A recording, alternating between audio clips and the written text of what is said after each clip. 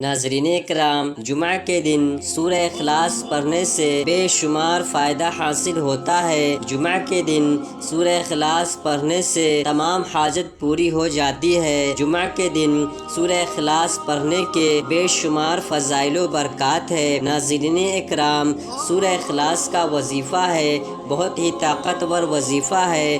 آج کی اس ویڈیو میں ہم سورہ اخلاص کو پڑھنے کا طریقہ بتائیں گے کہ اس وظیفے کو جمعہ کے دن کس طرح پڑھنا ہے، کیسے پڑھنا ہے، کتنی بار پڑھنا ہے۔ پیارے عزیز دوستو، بہت ہی خاص ہے، بہت ہی اہم وظیفہ ہے۔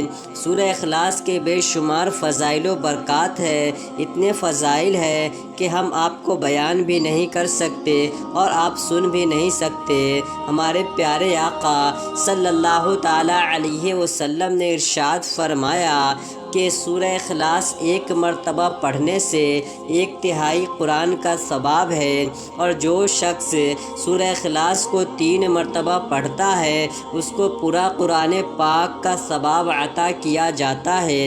ناظرین اکرام، اس کے چند حدیث مبارکہ بھی ہے اور بہت زیادہ اس کے فضائل ہے، جیسا کہ سنن ترمذی میں ہے کہ ایک شخص نے رسول اللہ صلی اللہ تعالیٰ علیہ وسلم سے عرض کیا کہ میں سورہ اخلاص سے محبت کرتا ہوں، تو آپ صلی اللہ تعالیٰ علیہ وسلم نے فرمایا کہ اس کی محبت تجھے جنت میں لے جائے گی۔ پیارے عزیز دوستو، جو شخص سورہ اخلاص سے محبت کرتا ہے اس کی محبت اسے جنت میں لے جائے گی، یہ ہمارے نبی صلی اللہ تعالیٰ علیہ وسلم کا فرمان ہے۔ اس سے آپ اندازہ لگا لیجئے کہ سورہ اخلاص کی کتنی زیادہ فضیلتیں ہیں۔ نیز ایک شخص نے کسی کو اس سورت کو پڑھتے ہوئے رات کے وقت سنا کہ وہ بار بار اسی سورت کو دہرا رہا ہے۔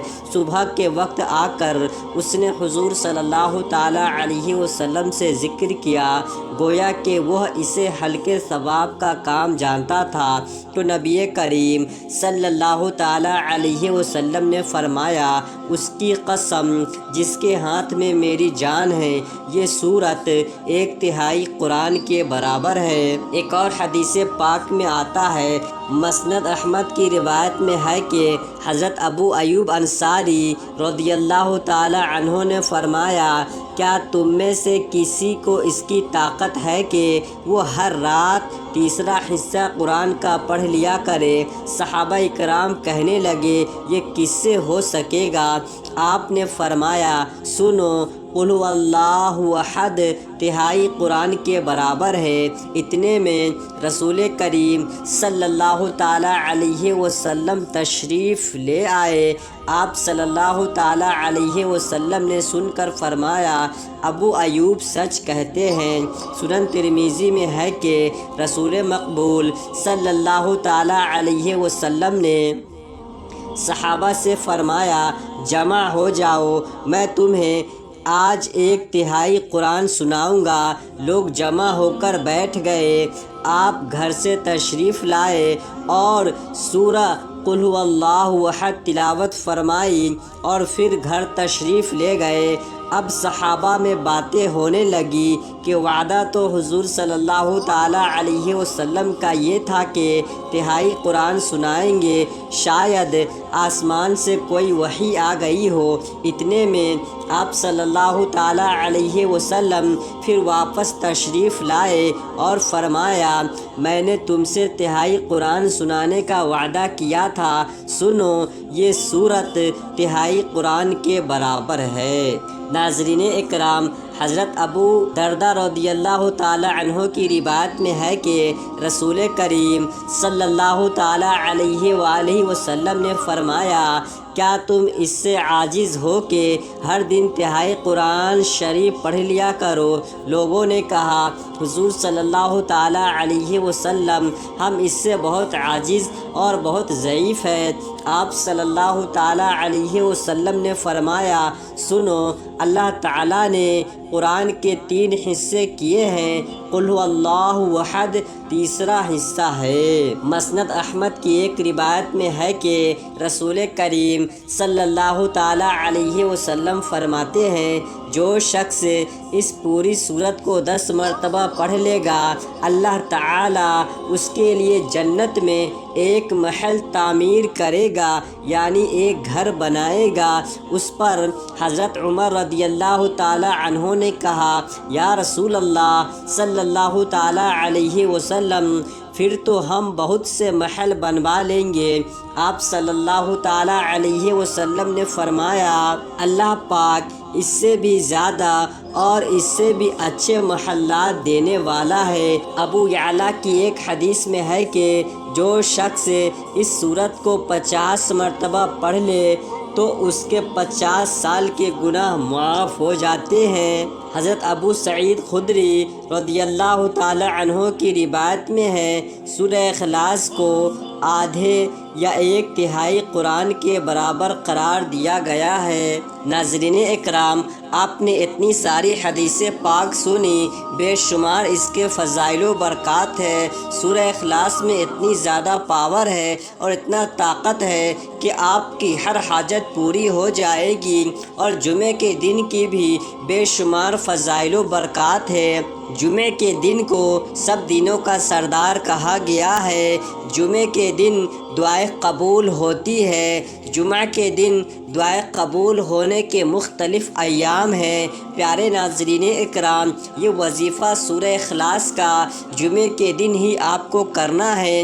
بس ایک دن کا وظیفہ ہے۔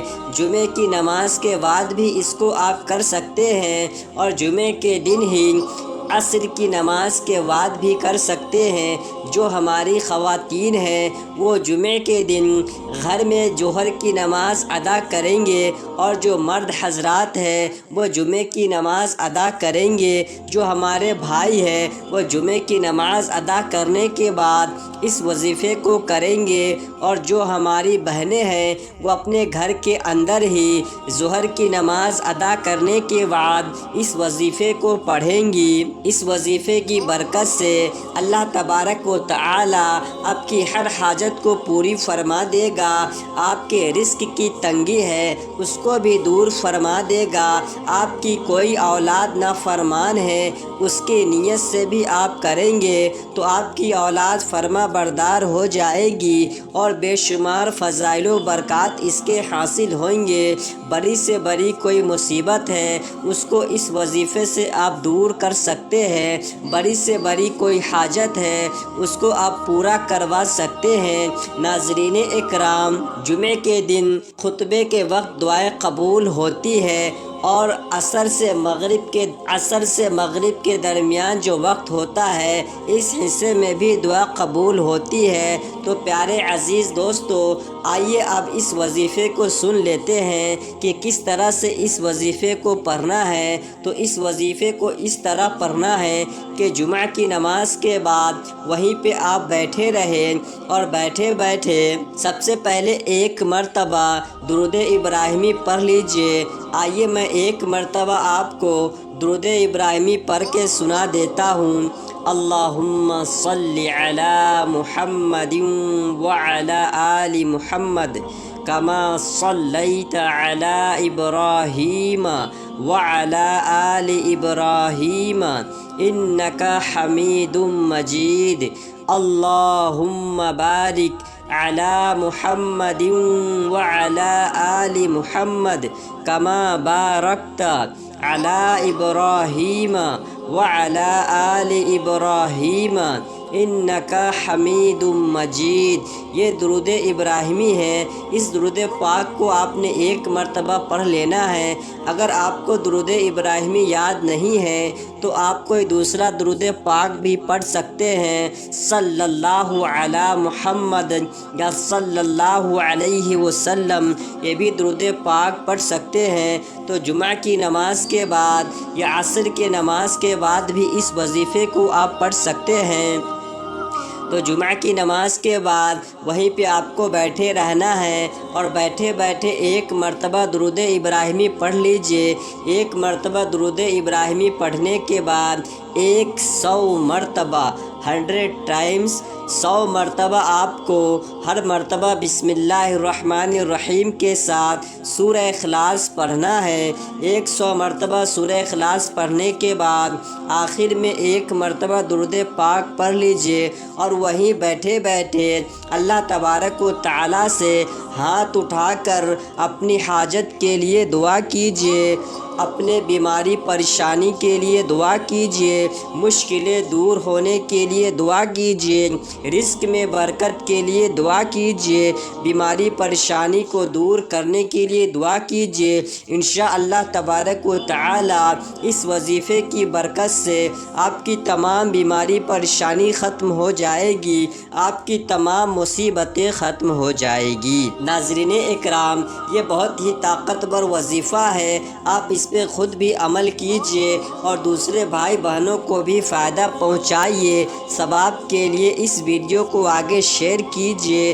آج کی اس ویڈیو میں اتنا ہی، پھر سے ملیں گے نیکسٹ ویڈیو میں۔ السلام علیکم۔